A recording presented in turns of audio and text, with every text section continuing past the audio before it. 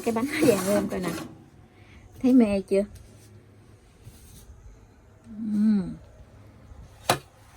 Xin chào cô bác anh chị và các bạn. Hôm nay mình chia sẻ bánh bông lan cam. Bánh hôm nay thì mình có để thêm vỏ cam mài á. Công thức này thì chỉ có 2 cái trứng gà thôi. Mình không có cần phải đánh bông trứng nè, không có cần phải tách lòng nữa. Cho nên cái bánh của mình làm rất là nhanh luôn. Nướng cái bánh xong á, cái phòng bếp của mình nó thơm quá chừng luôn á. Cô bác anh chị và các bạn xem thấy thích thì mình cùng làm nha. Thành phần nguyên liệu thì ở đây mình có 200g bột mì số 8, 130g đường, 100ml nước cam, 50g bơ, một hũ sữa chua. Sữa chua này là sữa chua có đường. Sữa chua này là 70g, 2 cái trứng gà, một muỗng vỏ cam bào. Mình để vỏ cam bào á, thì cái bánh của mình nó rất là thơm luôn. 3g bột baking powder.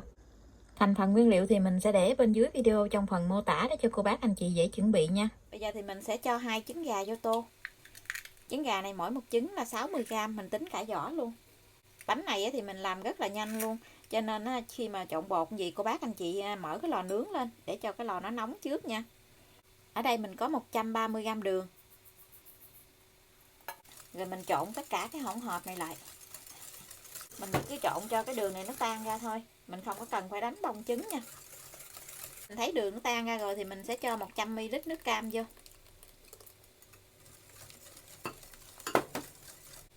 Cùng với một hũ sữa chua. Sữa chua này là 70g. Mình trộn tất cả cái hỗn hợp này cho nó đều lại. Mình cho mỗi một cái nguyên liệu vô thì cô bác anh chị mình trộn cho nó đều ra. Rồi mình hãy cho một cái nguyên liệu tiếp theo. Mình sẽ cho 50g bơ. Bơ này là bơ không muối á.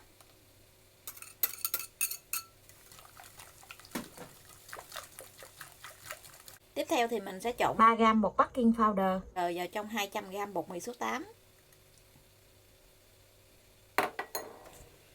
Rồi mình gây cái bột này ra cho nó mịn. Mình gây gì cho cái bột nó mịn á, nó không có bị gión cục. Mình chia ra làm 2 lần để mình trộn cho cái bột này nó tan đều.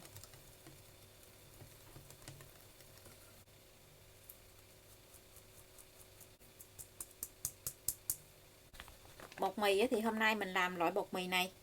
Đây là bột mì số 8. Ở bên hông của cái bột á, nó có ghi rõ cái hàm lượng protein của bột á. Cô bác anh chị làm bánh bông lan á, thì mình chọn cái loại bột mì có protein thấp á, thì cái bánh của mình nó mới nhẹ, nó mới xốp. Bột thì hiệu nào cũng được hết. Cô bác anh chị mình chọn cái protein bột thấp là được.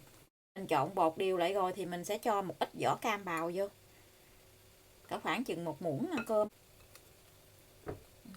Vỏ cam này mình để vô trong bánh á, mình nướng nó thơm dữ lắm.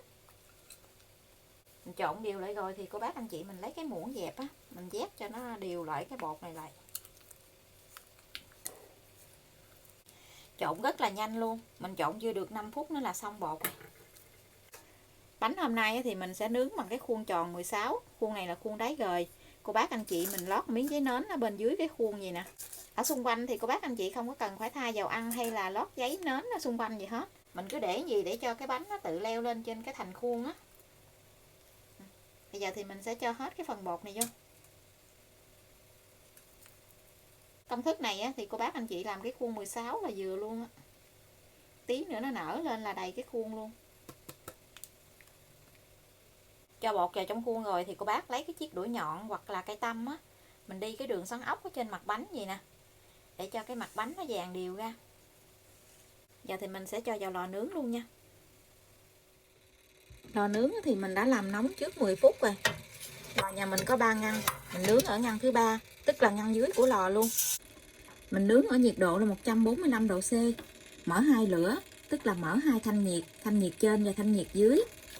Thời gian nướng là 55 phút, không cần mở quạt, cô bác cam nhiệt độ nóng của lò nhà mình nha. Mỗi một cái lò nướng thì cái nhiệt độ nó khác nhau á. Cái bánh mình nó nở nứt ra luôn rồi nè, mà nó rất là thơm luôn á. Bánh mình đã nướng xong rồi, mình hở cửa lò ra, mình để cái bánh ở trong lò 3 phút nữa thì mình hãy lấy ra nha. Rồi cái bánh của mình nó nở rất là cao luôn rồi nè, cực kỳ thơm luôn á. Giờ mình lấy bánh ra. Rồi cái bánh nó vàng ươm coi nè. Thấy mê chưa?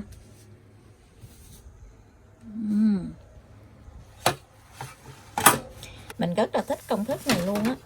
Bánh làm vừa nhanh mà ngon nữa. Mình lấy cái dao á, mình gọt cái bánh ra khỏi cái khuôn. Cái tay mình đụng vô nó còn nóng lắm nè. Mình để lên trên cái hộp nhỏ gì để lấy cái bánh ra cho nó dễ. Wow, coi nè, để mình zoom gần lại cho cô bác xem cái bánh của mình nha. Cái bánh của mình nó cực kỳ xốp luôn á. Coi nè, núng na núng nính luôn. Hôm nào cô bác anh chị thử công thức này đi. Mình nướng cái bánh xong á, nó thơm khắp nhà luôn á. Bánh này cô bác anh chị mình lấy cái màng bọc thực phẩm á, mình gói lại á, mình để vào trong ngăn mát tủ lạnh á, nó lạnh lạnh ăn ngon lắm.